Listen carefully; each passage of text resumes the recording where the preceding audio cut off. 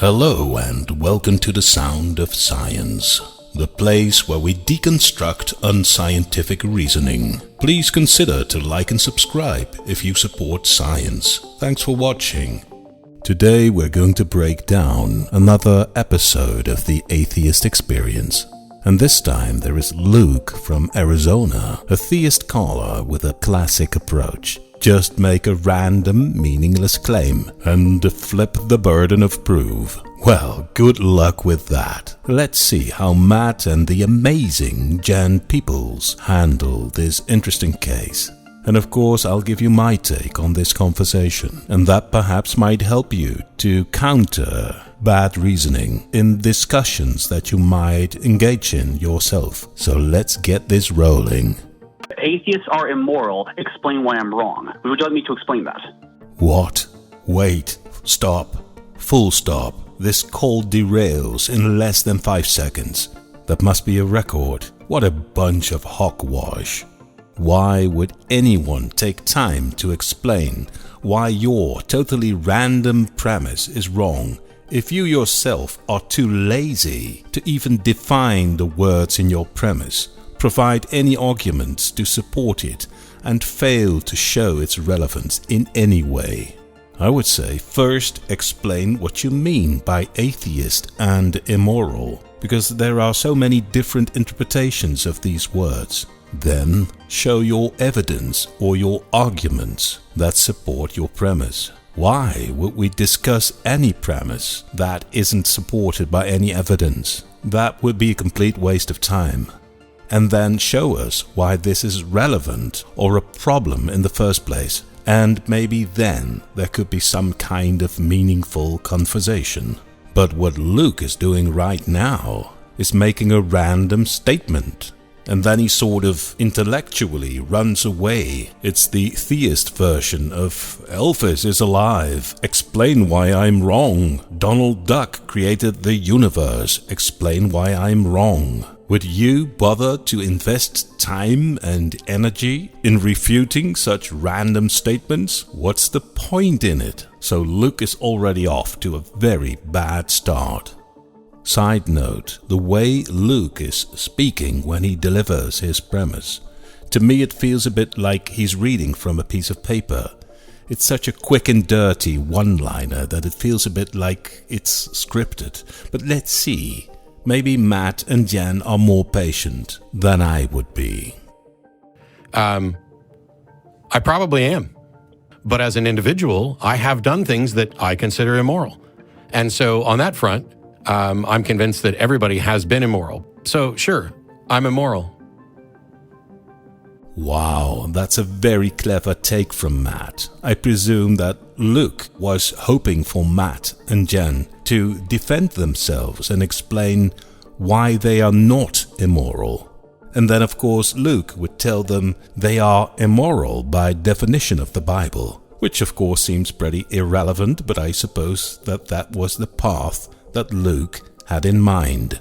But now that Matt tells him, sure, I've done immoral things, this kind of blows up his script, and I really think this is now turning into a direction that was not on Luke's map. How is that morally superior to the Bible? To the Bible? Do you think that slavery? Do you think that slavery is moral, immoral, or amoral?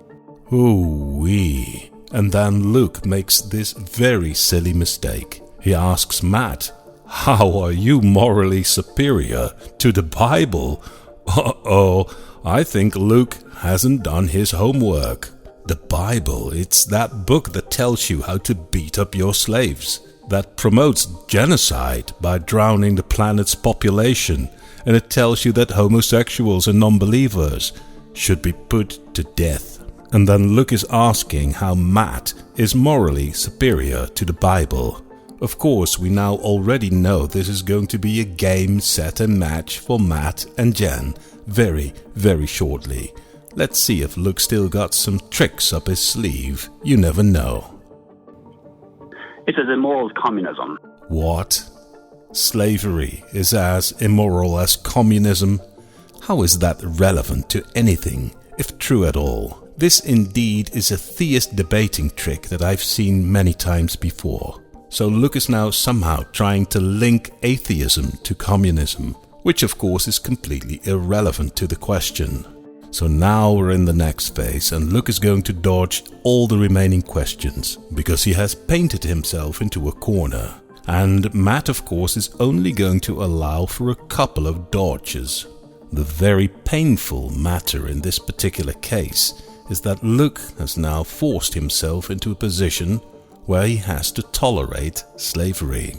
Because if he admits that he is against slavery, that would make him morally superior to his own Bible. And how sick is this? Luke is even prepared to deny the immorality of slavery as long as he doesn't have to be critical towards his own Bible. This is total indoctrination. How can you think that defending your own favorite holy book is more important than making a stance against slavery? Shame on you. Okay, and yet the Bible advocates for slavery. Advocates of it that must be practiced, or advocates of that can be practiced? Yeah, another dodge here. Luke is now pretending that Matt's totally honest and unambiguous question, is slavery immoral, needs some clarification. This is so embarrassing. Dude, this is the 21st century. Slavery is wrong. It was a mistake. It's that easy. Just say it. That it can be, that you can own people as property, that you can beat them as long as they don't die within a couple days. What's that? Hello? Oh boy. So now magically there is some technical issue and Luke couldn't hear Matt for a second. But that's about it. You can dodge a question with an irrelevant answer. You can dodge it by asking for unnecessary clarification. And you can dodge it by pretending that you didn't hear the question. But then you are out of excuses. Then there is only one just path. Just say, slavery is wrong. And if you don't, you're a complete son of a... Would you agree that it is immoral to own people as property? Is it? Do you think it is That's answering the principle. Oh my God. Do you think it is immoral to own people as property? Do you?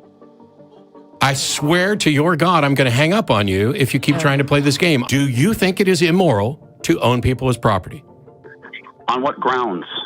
Goodbye, jackass. A complete and utter righteous hang-up here by Matt. This is one of the most disappointing and also one of the most disturbing things I see some theists do in debates, not condemning slavery. How dare you? Up to this day, all over the world, people are being kidnapped and sold by criminals to other criminals in order to deploy them into forced labor like prostitution. Slavery isn't a thing of the past. It still happens today, and there are people who speak on behalf of Christianity who refuse to condemn slavery. You just saw an example of that. How dare you to take the word morality in your mouth? This makes me so angry.